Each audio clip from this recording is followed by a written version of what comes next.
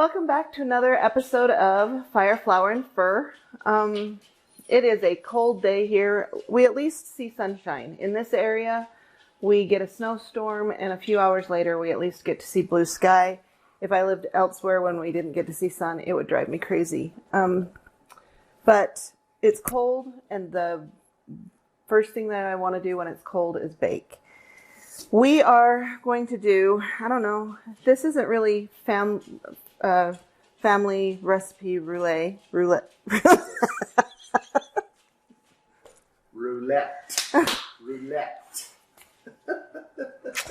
This isn't really family recipe roulette because I know what it's going to be, but it's going to be kind of a surprise for you guys. I grew up with this cake. It's a spice cake. It's a really nice, pretty, really nice smelling spice cake.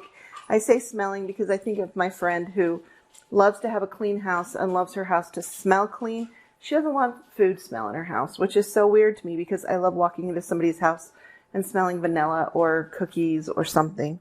But I can guarantee you when we start cooking this, we're going to have a really warm smell, which is perfect for this cold area. So today is a trust me day. This is a recipe from my grandmother, and like I said, I grew up on it. It's called tomato soup cake, and we actually use tomato soup in it. We don't usually tell people what's in it until they eat it because they really love it, and then you tell them and they're like, no way, no way. So I also want you to notice that it's January 31st and I am wearing what most people would consider a Halloween shirt. But I am a firm believer in the fact that a happy home has magic in it. And there's a little witch in every woman. So I'm going to wear it all year long. Okay. So tomato soup cake, my grandmother's recipe. 1 cup of sugar, a half a cup of shortening, a can of tomato soup. 2 cups of flour, but she also has added a 1/4 cup of flour for a high altitude, and we're at 5,600 feet-ish. So we have to put extra flour in ours. A teaspoon of cinnamon, a teaspoon of nutmeg, cloves, so you can kind of get a feel for this is definitely a spice cake. What we're going to do is we are going to cream the sugar and the shortening together, similar to what you would do if you were doing butter. So, yeah, the dogs are... It's cold, and we have made a choice not to do dog training today. And the dogs... No, it's Sunday. So, yeah. Okay, a cup of sugar, half a cup of shortening. You can dig it out of a shortening tin or... Oh, look at this. This is actually a half cup already. I love these because they're like the butter cubes, and it's got the measurements on the side, and apparently the last time I made anything with shortening, it was a half cup. So I already have a half cup measured out. Magic. See, there's a little magic in this kitchen. I love to bake. I love to bake. I like to cook. My husband likes to cook. We both enjoy it, and I don't want you guys to think, because, you know, in all honesty, this is not how we are all the time. We don't cook all the time. We have bad days just like others, and we open a can of soup. But I really, really love to cook, and like I said, on a cold day when I'm home and I'm happy to be home, I want something baking.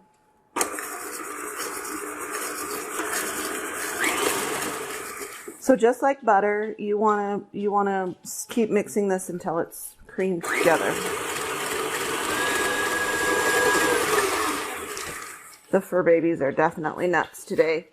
Unlike when you cream butter and sugar together, visually it doesn't change a lot, and it doesn't, like the granulation of the sugar, it doesn't soften as much, but you really want to make sure you've creamed it, meaning mixed it together really, really well, because of course, just like anything else that you bake, that's the start of the whole thing.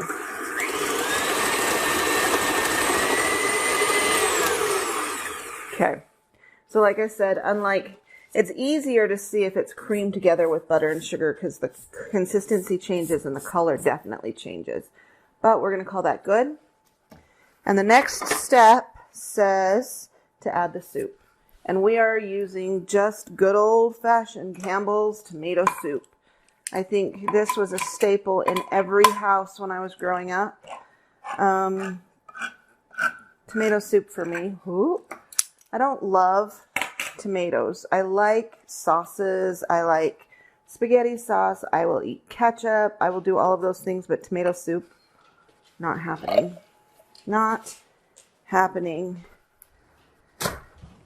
You're going to see me stepping around a lot today because the dogs have been super clingy the last couple of days.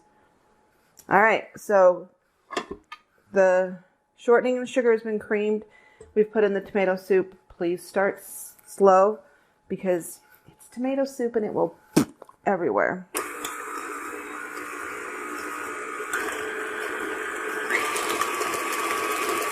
Okay, and as always, we all know if you've watched my videos before, I am a firm believer in scraping the bowl.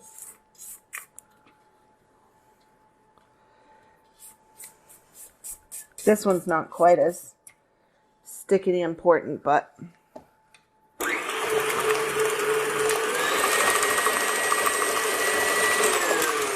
okay. It smells like tomato soup. That's all.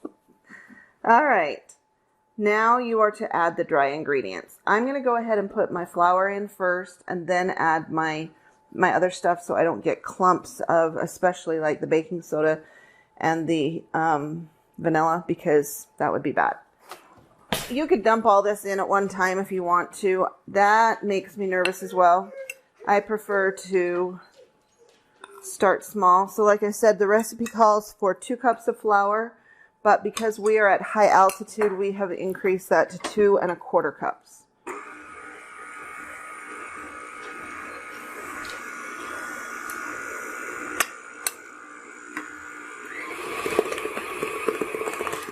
And then if you want your spices and everything to go in consistently, my mother used to sift everything. I don't sift very well. I probably should, but I just don't. So 1 teaspoon of soda, 1 teaspoon of baking powder.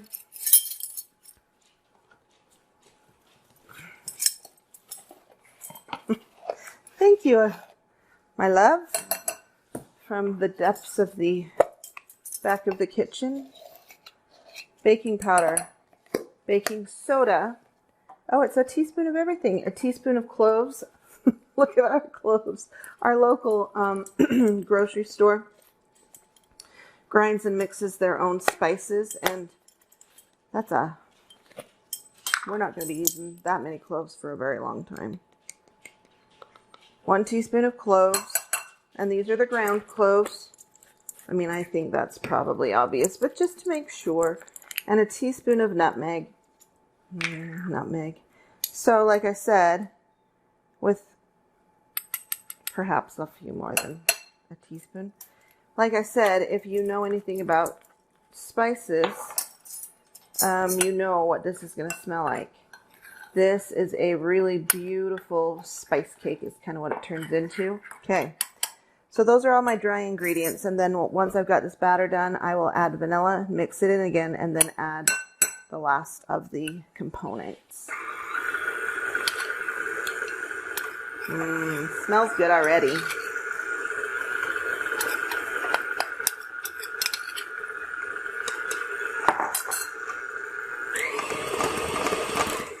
It's odd how it went from smelling like tomato soup to now it smells like a spice cake just with the cinnamon and cloves. It's really interesting. I'm going to go ahead and scrape this because at this point we've got flour stuck to the side of the bowl and we want to make sure all of that gets mixed in. Also, this mixer owes us nothing. My husband and I will have been married for 20 years here in what? 3 weeks? 2 weeks? 2.5 weeks. And we got this as a wedding gift. we have used it. So sometimes I have to get real deep and scrape the bottom of it as well. Okay, that is a pretty batter.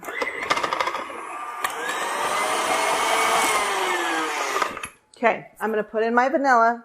As always, please do not use an imitation vanilla. And I know vanilla is expensive right now. This is that Molina Mexican vanilla that I get at the grocery store.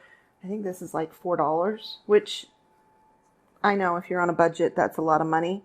So worth it. And of course it calls for 1 teaspoon. I'm going to put 2 in. I'm not going to get super aggressive. This is my mom's recipe. No. My grandma's recipe, I guess. Okay. Here's the controversial part of this recipe. This calls for raisins and it calls for nuts if desired. So here's the deal.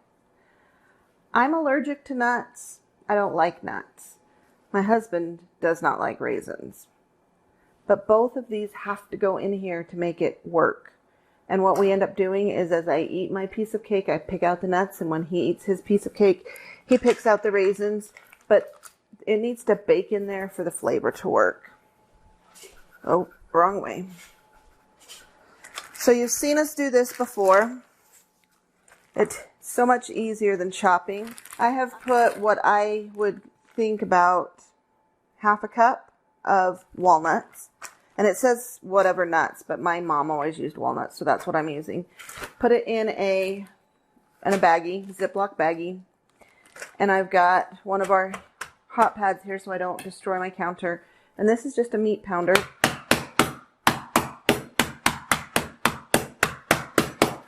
I used to sit and watch my mother chop nuts for half an hour. Well, not half an hour, but good 10 minutes. Quick and easy. It works. So I'm going to put those in. And this recipe calls for a cup of raisins. He doesn't need to know.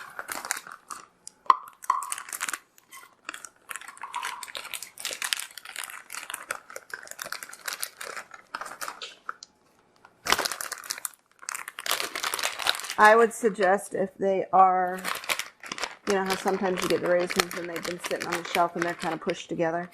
Kind of, that's a mess right there. I'm not putting those in there.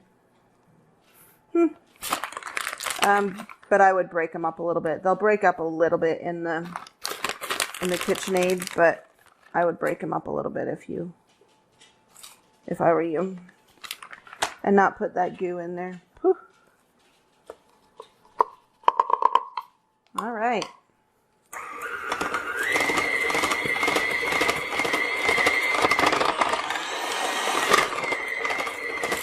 And you probably see me pulse a lot.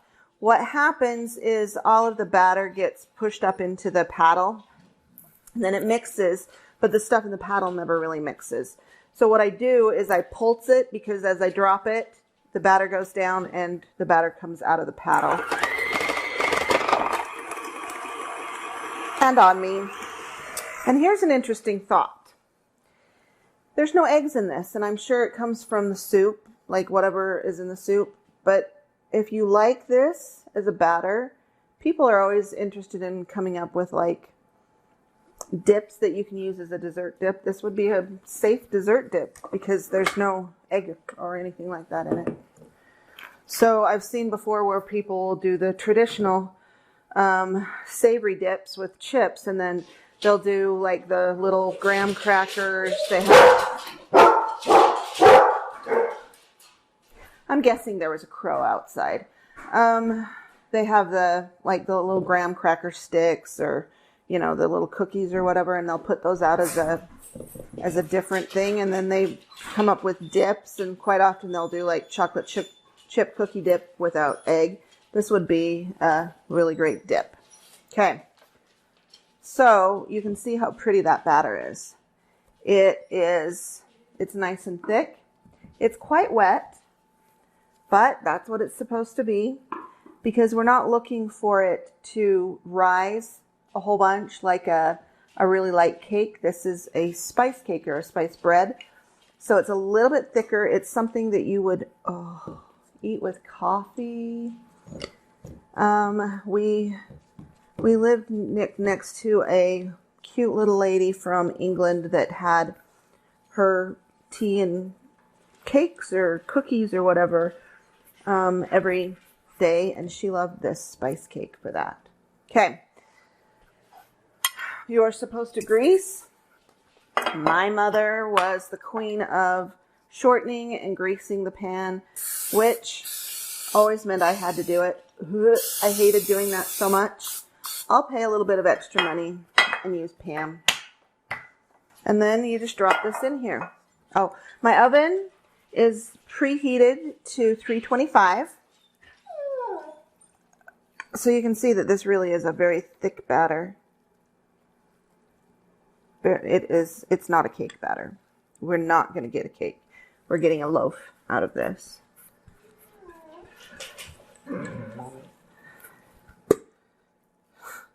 My husband had a friend who was from New York.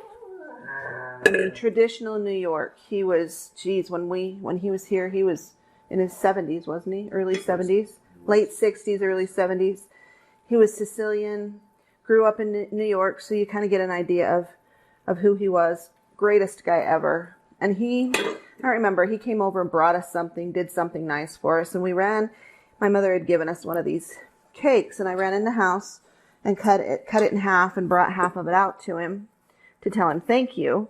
And he's like, oh, this looks really good. What is it?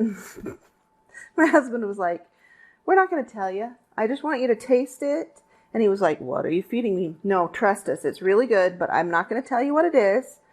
I just want you to taste it. And he called us back and he was like, this is the best cake ever. What is it? And then he didn't believe my husband when he told him that it had tomato soup in it. It really is. It's the weirdest thing, but it's so good. Okay. There's my cake. Oop, don't want to tip it because it'll slide out because I did grease the pan. So it goes into an oven, a preheated oven of 325, and it's supposed to cook for an hour. So we will see you in an hour. Okay, welcome back. Full disclosure, our oven's not being very nice. We had a power surge a couple of weeks ago, and it looks like my husband's going to be spending the afternoon calibrating the oven again because it's not being nice. However, the house smells glorious. So there's our timer.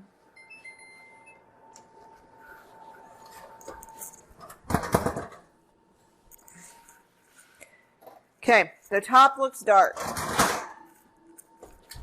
That's normal. Maybe a little darker than other times, but it is going to be a little bit dark. The reason for that is that after this cools, we're going to put on a layer of frosting, and it softens the edges. So don't feel like if it's a little bit dark, that's a problem. Just for time purposes, I'm not going to record making the frosting. It's pretty basic. It's a brick of cream cheese, powdered sugar, vanilla, and then milk, and you just mix it to the consistency you want. You don't want it to be a glaze. You want it to be a frosting that will sit, so it needs to be a little bit thicker. Okay, so we're going to dump this out, and we're putting it on a wire cooling rack so it can cool, because of course this is a glass Pyrex dish, and that could have been dangerous. Broken. Let me get rid of this pan. Our counters are supposed to be like safe, but I just don't want to risk it. Okay, so nice loaf. Like I said, it's a little bit dark, but that's natural. I went ahead and temped it. We use these skewers, tempt it to make sure that the skewer was coming out clean. The first time we temped it, the inside was a little mushy, so we let it go a little bit longer. So again, depending on your oven and whatever, you're going to want to do that same thing. So we're going to let this sit on the counter and cool off while I make the frosting, and then we will frost it and then try it. See you in a little bit. Welcome back, guys. All right, so here's our cake, mostly cooled. The frosting itself, like I said, is pretty simple, so I mixed that up while we were waiting for the cake to cool, which is why I'm covered in powdered sugar now, and my husband is shaking his head. It is what it is.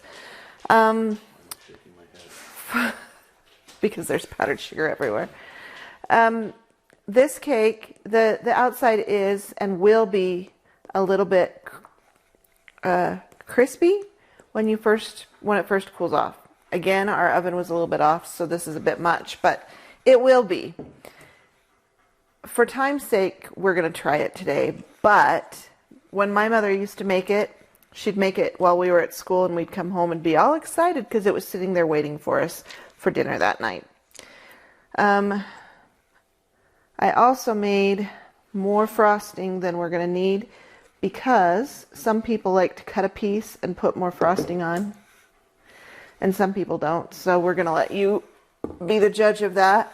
That's something else that my mother always did, was she'd end up making too much frosting, and then she would have a little tub in the refrigerator and would make us I can't remember what she used to call them, but essentially it was a graham cracker with frosting on the inside, and it was just real quick cookies for little kids. So this is just a messy frost, and you want frosting on all sides, because again, the frosting moistens it, and who doesn't want frosting on their cake?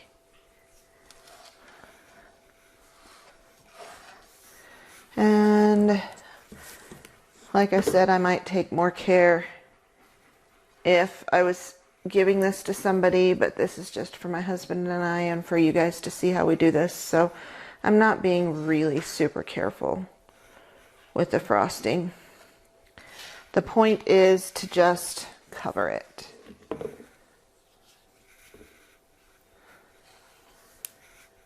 I have seen some videos of some bakers that do beautiful, oh my gosh, beautiful frosting. My little sister has gotten kind of into the frosting and has done some really beautiful stuff as well. I'm not a froster.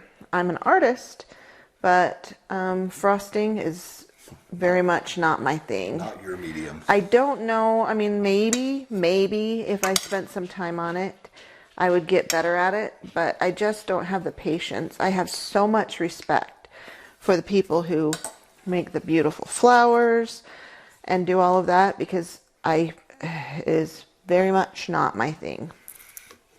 Okay, so we have frosting left over for later, and there is our cake. Our cake. It's a cake. It's a cake.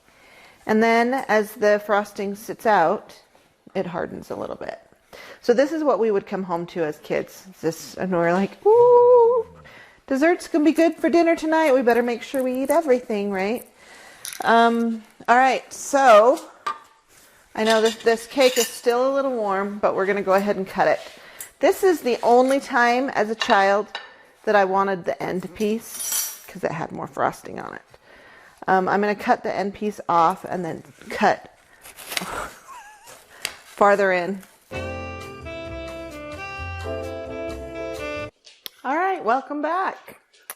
I got a little excited and cut things a little bit too, well, it was a little bit too warm, but this is what you're looking for, guys.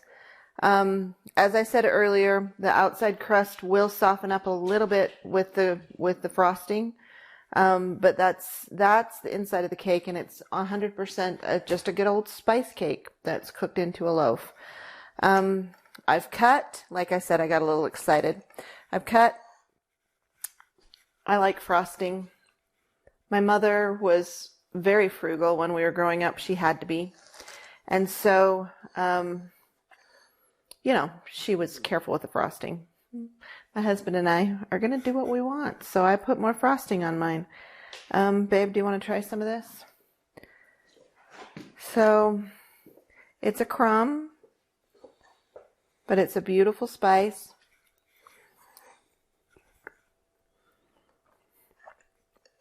Again, we're eating it a little too soon.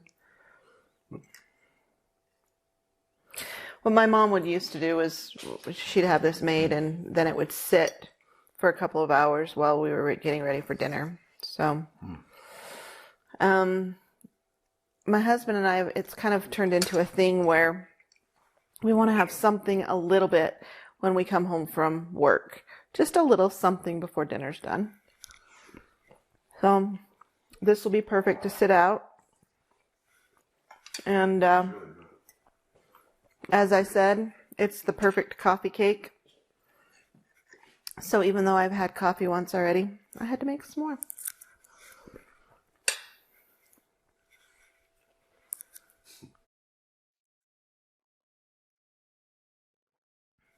Okay, guys. Thanks for joining us for another episode of Fire, Flour, and Fur with this